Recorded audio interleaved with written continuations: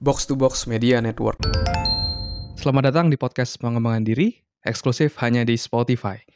Podcast ini akan bantu kamu untuk mengatasi kegalauan di usia muda, sukses di usia muda, dan yang pasti terus bertumbuh setiap harinya. Selamat mendengarkan. Hai, saya Andres Bordes, dan pada podcast kali ini saya akan share tentang cara mengatasi trauma masa lalu. Nah, ini saya menjawab pertanyaan yang masuk di grup Telegram Self-Dev Community yang bisa kamu join juga secara gratis. Silakan klik link yang ada di deskripsi. Jadi Nabilah bertanya seperti ini. Kak, bahas juga tentang pengalaman masa lalu yang buruk yang bisa mempengaruhi langkah kita di masa depan dong, Kak. Contohnya, misalnya kita nggak pede untuk melangkah karena pikirannya selalu ingat masa lalu yang buruk. Kayaknya bisa berkaitan dengan materi yang kakak sharingkan sebelumnya. Thank you. Oke, thank you Nabilah. Jadi kita akan ngebahas gimana cara mengatasi trauma masa lalu yang berpotensi menghambat langkah kita ke depannya. Nah, tapi sebelum itu saya mau ngajak kamu join dalam free webinar saya yang berjudul Productivity Hacks, gimana meningkatkan produktivitasmu 10 kali lipat untuk kamu yang usia 20-an tahun. Kamu bisa join secara gratis di hari Minggu tanggal 30 Oktober 2022 ini jam 7:30 sampai jam 8:30 malam WIB. Silakan klik link yang ada di deskripsi. Daftar sekarang karena slotnya terbatas. Oke, mari kita bahas. Jadi memang trauma itu, pengalaman masa lalu yang buruk itu bisa menghambat kita untuk melangkah. Jika kita membawa rasa trauma atau pengalaman tadi di kehidupan kita sampai sekarang gitu misalnya, itu pasti akan menghambat kita. Contoh misalnya dulu ada orang gitu ya, misalnya anak kecil yang misalnya contoh ketika TK dia ketika diminta partisipasi, ditanya dia selalu berani gitu, percaya diri, ngejawab, angkat tangan, memajukan diri, mengajukan diri kayak gitu. Nah tapi akhirnya ketika mulai SD, teman-temannya mungkin beberapa mulai bandel gitu.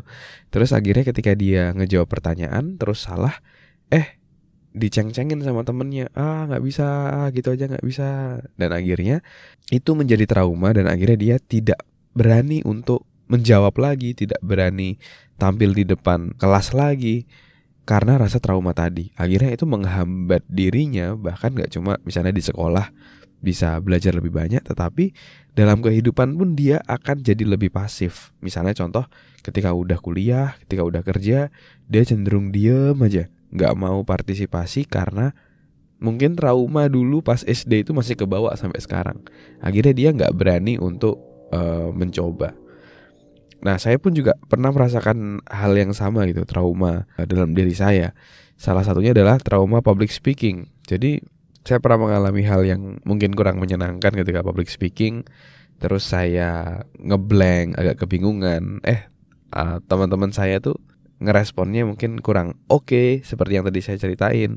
Akhirnya saya jadi gak berani tuh untuk ngelakuin public speaking karena takut diceng-cengin. Dan otak kita itu kan menghindari sengsara gitu ya. Jadi otak saya tuh menghambat saya untuk bisa public speaking, untuk menjaga saya agar tidak sakit hati, agar tidak diceng-cengin teman saya kayak gitu. Nah tapi kan di satu sisi kalau kita gak berani untuk ngomong depan umum, kita gak berani public speaking, kita akan kehilangan berbagai macam peluang yang bisa kita dapatkan. Harusnya kita bisa misalnya kalau di kerjaan bisa promosi, kalau misalnya di organisasi kita harusnya bisa jadi ketua. Tapi karena rasa takut itu, trauma itu, akhirnya kita tidak bisa kemana-mana ya. Dan waktu SMA akhirnya saya belajar dari Tony Robbins, salah satu pelatih sukses nomor 1 di dunia gitu ya, yang sangat top banget. Dalam bukunya Awaken the Giant Within itu disampaikan bahwa our past doesn't equal the future. Masa lalu itu tidak sama dengan masa depan kita. Masa lalu kita boleh buruk, tapi bukan berarti masa depan kita buruk. Kita selalu bisa untuk mengubah masa depan kita. Jadi itu semua ada di tangan kita.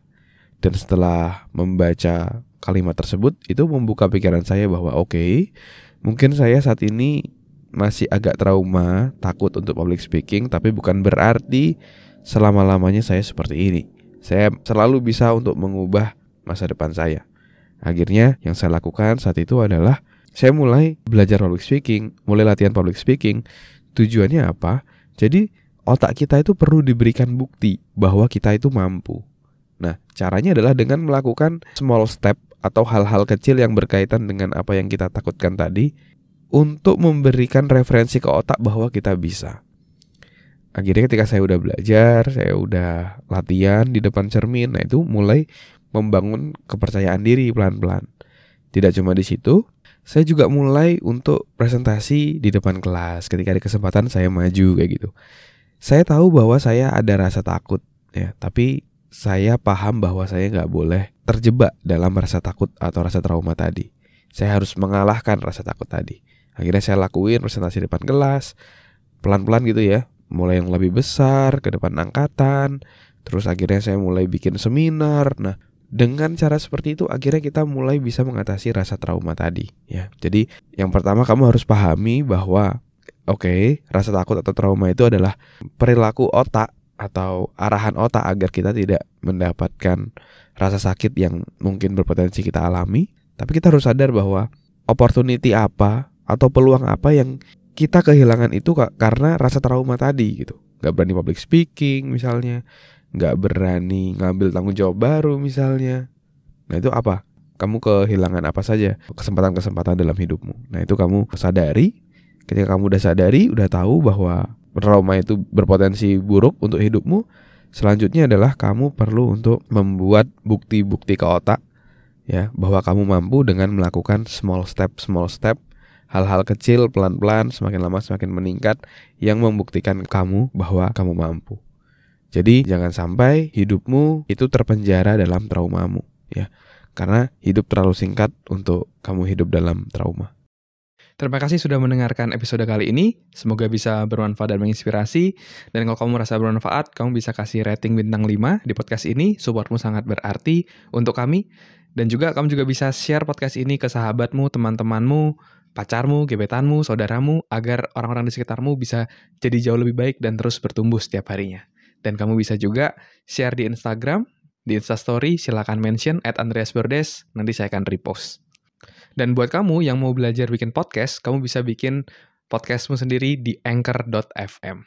Buat kamu yang mau belajar cara detailnya, dari gimana menentukan tema podcast, gimana cara upload podcast di anchor.fm, sampai gimana agar kamu bisa konsisten bikin podcast, kamu silakan cek konten eksklusifnya, tutorial yang sudah saya buat, silakan klik link yang ada di deskripsi. Terima kasih semuanya. Never stop learning, because life never stop teaching.